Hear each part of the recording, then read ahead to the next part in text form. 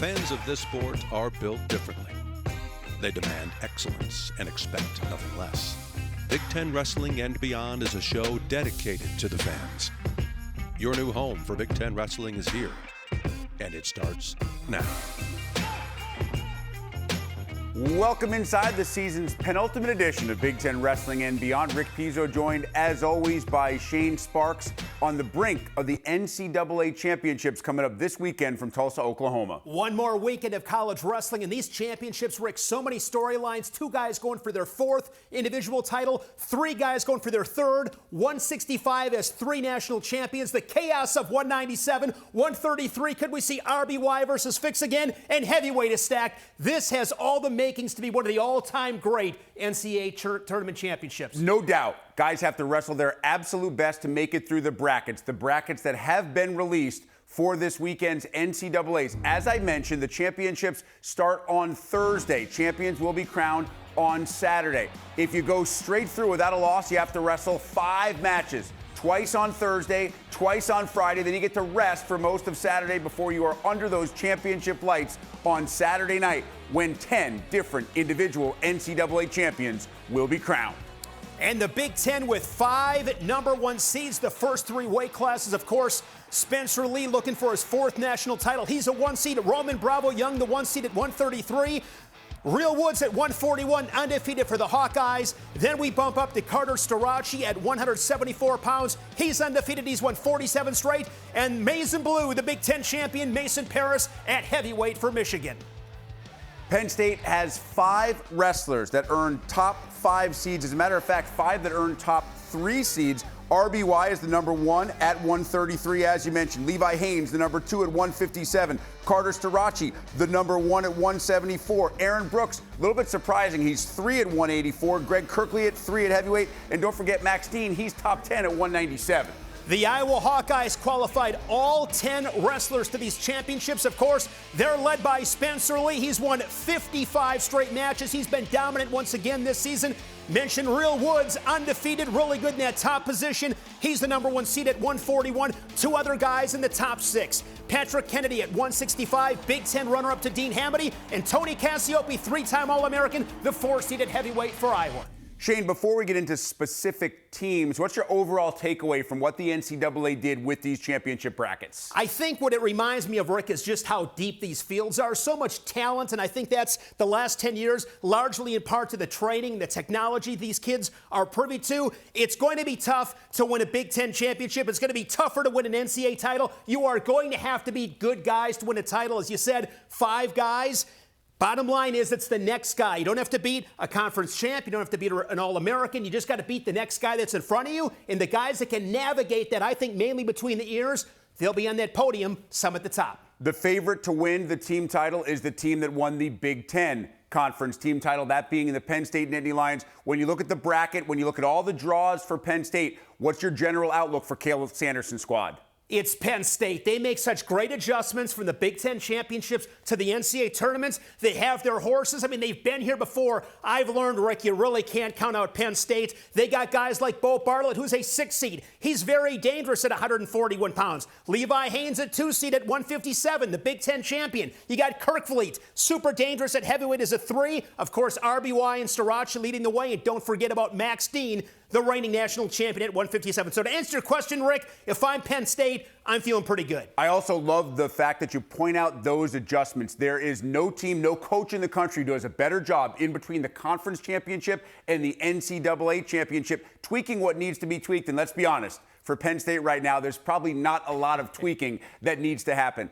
As for Iowa, we know they're a monster favorite at 25. Real Woods now officially the favorite at 41, though he did spend most of the year ranked number 2 at that weight class. To me, the intrigue comes a little bit later in the heavier weight classes and what Tom Brands can expect from those guys. Yeah, I would agree.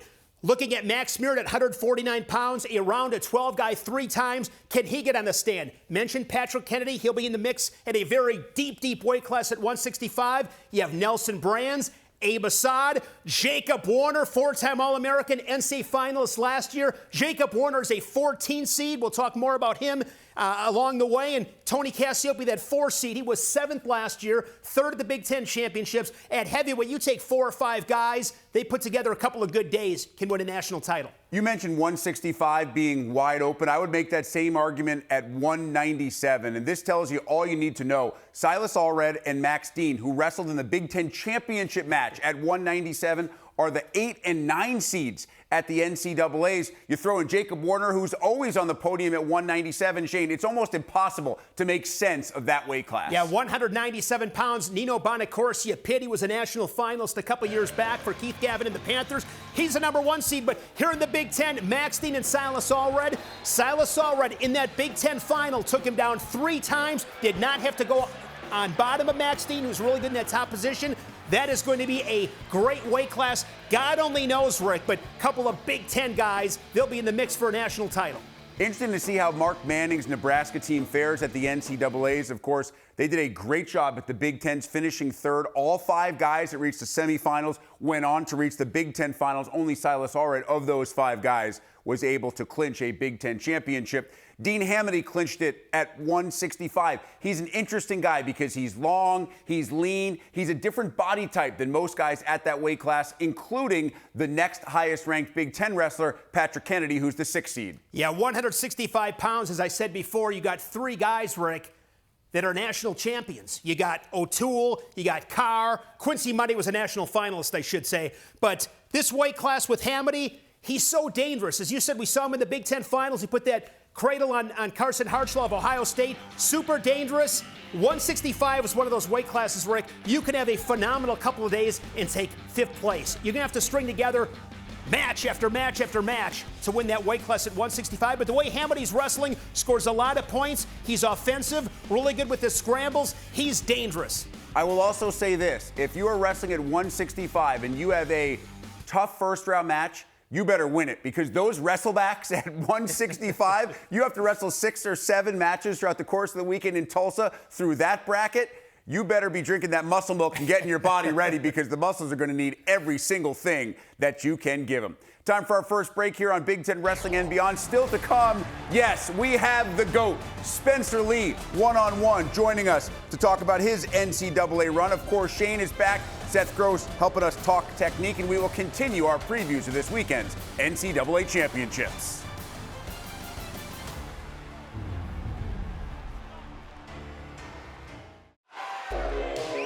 Less than 10 seconds. And that's the fall. Spencer Lee down 8-1.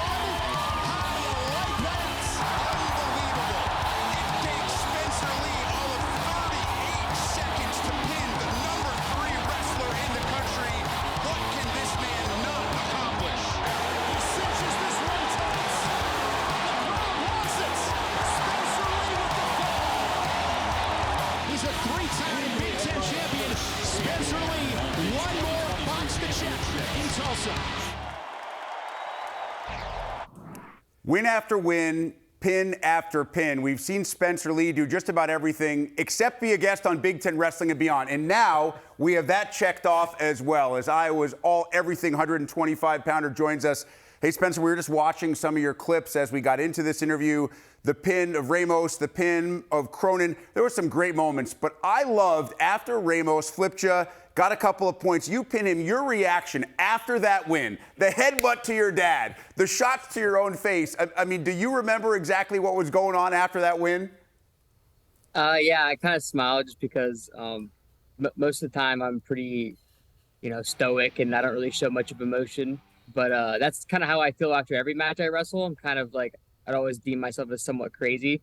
But it definitely brought some of that emotion out of me. And then kind of headbutting my dad. I felt kind of bad about that. But I was fired up. So I do want to know, did you and your dad have to have a conversation? I mean, I'm assuming he's a pretty tough guy too, but that was a solid headbutt. I'm guessing that left at least a little bit of a mark. He was laughing. He goes, I didn't feel it until later that night. He goes, you got me pretty good. But my dad, I would say he's probably crazier than I am. So he probably was more of that as a competitor than me. So I get that from him. Spencer, you've had so many amazing memories in that traditional all-black singlet for the Hawkeyes. What's your favorite memory, whatever it might be, wrestling for Iowa? Oh, my favorite memory? I mean, honestly, it would just be, I think my freshman year after I won nationals, just getting carried out of the press conference by like Sam Stoll, my teammates. There's like a video of them running to get to me. And I'd never seen that until I was probably a junior. So that was just cool hearing them like, we gotta go, we gotta get him, we gotta get him. And then him picking me up and just carrying me out of there. I mean, what was I supposed to do? I remember I was like shaking people's hands on top of his back because I can't stop a guy that big, you know? Speaking of emotion, senior day against Oklahoma State, you get a fall. What was it like being in front of that crowd, saying your goodbyes? What will you always remember from that Sunday afternoon in Iowa City?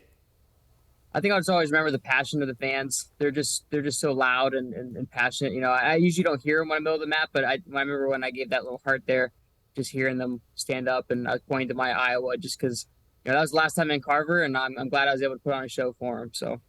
Spencer, I know a lot of people like to say, oh, he's not human, he's not from this planet, but you are human. You feel the same emotions, you feel the same pain as everybody else. I'm curious as to whether you ever felt the pressure of fans or those from the outside seeing you win a major decision or tech fall a guy and then thinking, oh man, Spencer Lee didn't pin the guy, because that's what we're used to seeing. Do you ever feel any of that the expectations are so sky high that sometimes it's almost impossible to live up to them? Well, I mean, the thing is, I mean, there are obviously really high expectations put on me with fans and people that watch, but nothing's gonna exceed the expectations I put on myself. So I don't really mind that. I don't mind people being, skeptical or doubtful of me, of some of my performances, because no matter what, they're not going to be harder on me than I am on myself. So it doesn't matter, and the pressure is welcomed because I expect myself to do those things as well. So. You look at college wrestling, Spencer, the last 20, 30 years and signature moves. I think about Spencer Lee and that tilt. It's just remarkable how the best guys in the country and the best coaches in the country know it's coming, but it's another story trying to stop that. Where did that move originate? Take us back to your younger days. Where did you learn the tilt, and how did you perfect it? I definitely learned the tilts when I was probably like 7 or 8 years old. And I've been hitting it since then. It's funny, if you go back and watch matches from when I was, that young, 8, 9, 10 years old, you'll see me hitting the same moves, same tilts. Just obviously now I've made some adjustments and gotten better, of course. So I don't really remember who taught them to me, but yeah, I don't know. Obviously, the goal for you this year, Spencer, is to become Iowa's first ever 4-time individual national champion. And I know maybe the physical prep is the same. Talk to us about how maybe the mental prep changes a little bit when you're going into an event where, to get where you want to be, you got to wrestle 5 matches minimum in 3 days. Yeah, I mean, NCAA tournament, it's a grind, and everyone always says that it's the NCAA tournament. That's like kind of a how they rationalize things. Like, you never know what's going to happen, just because how tough the tournament is. But it's a grind. It's the end of the season. You don't know what people are going through, and no one cares what you're going through. You just got to go out there and you got to perform. And 5 matches, 3 days, got to be ready to go. Spencer, if you could go back to 2018, on your way to Iowa City, if you could have a conversation with yourself today and talk to that young 18-year-old Spencer Lee, what would you have told him? Oh, man. I think I would tell him not to get hurt as much. Do something about that.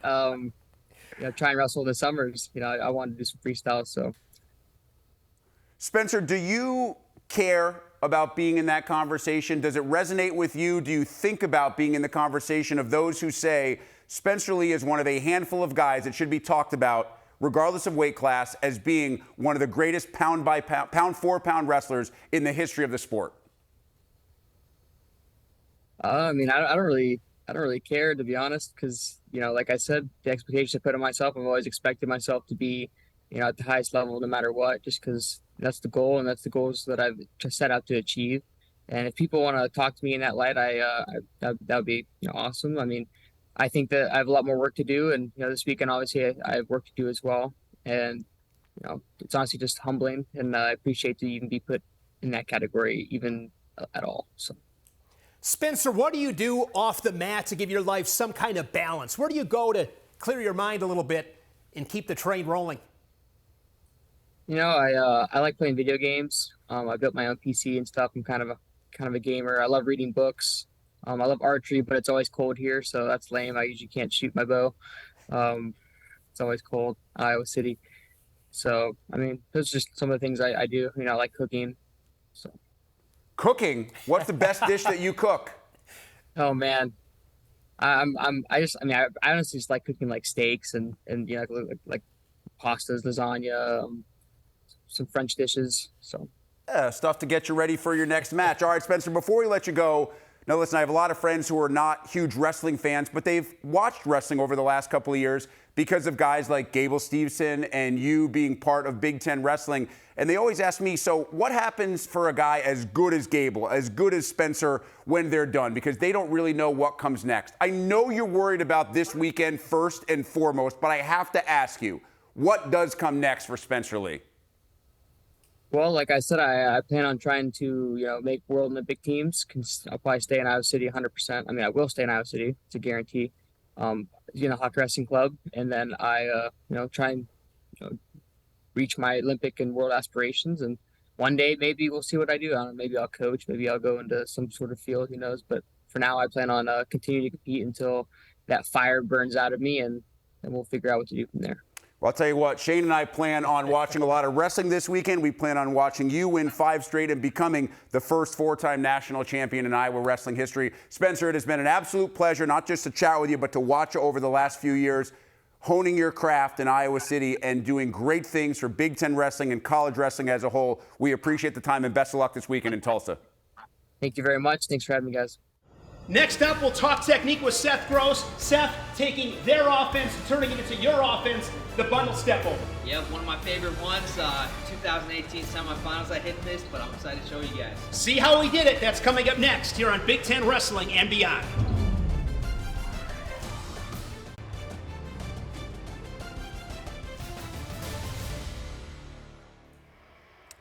Throughout the course of the year, our segment Talkin' Technique has shown you the fundamentals behind some of the tactics that you see on the Big Ten Resolite each and every weekend. This week, on the eve of the NCAAs, Shane offers one more championship-level version of show and tell. Shane Sparks, talking technique here in the Badger Wrestling Room. National champion Seth Gross going to show us the bundle step over. Yep. What do you like about this move? And this is the one, I think you were on the mic for it, but this is the one that saved me overtime. Semi-finals, national tournament 2018, went into overtime. Guy got in on a single leg.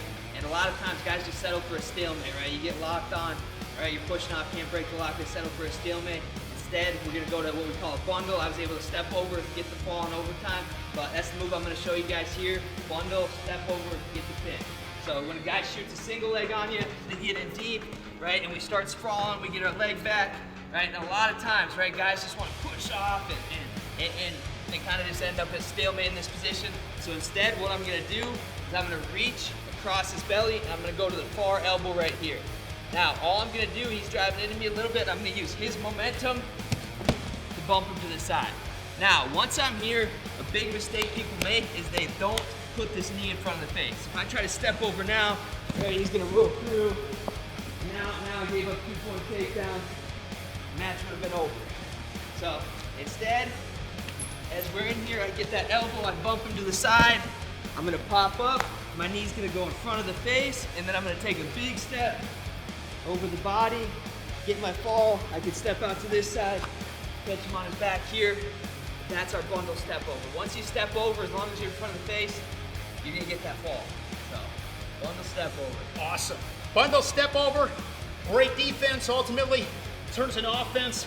Get a takedown, maybe some more near fall, maybe a slap on the mat. Good stuff from Seth Gross. The bundle step over, talking wrestling here on the Big Ten Network.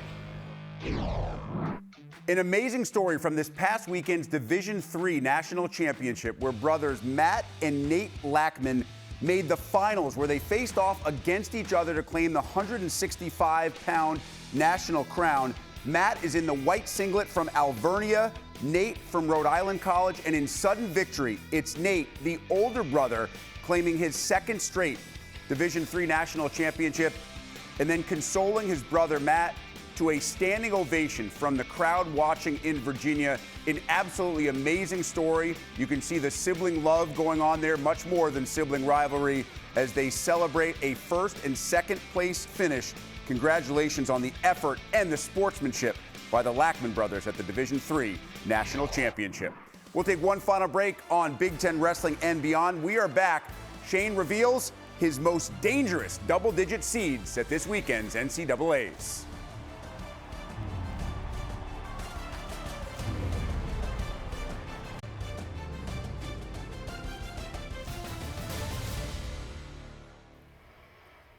It is almost time. The NCAA reminding you, get your tickets, get your flights to Tulsa. The championships start on Thursday morning. Champions will be crowned at the NCAA Wrestling Championships coming up this Saturday night.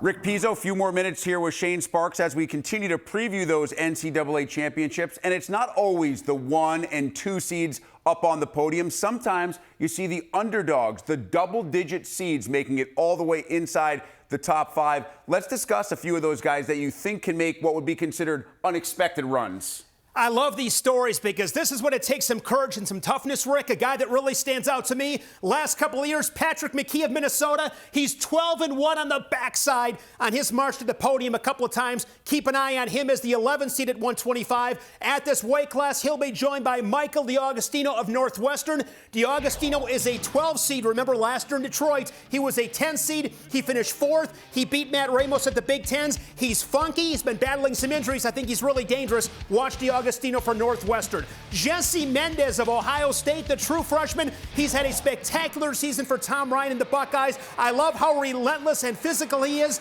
Scores a lot of points.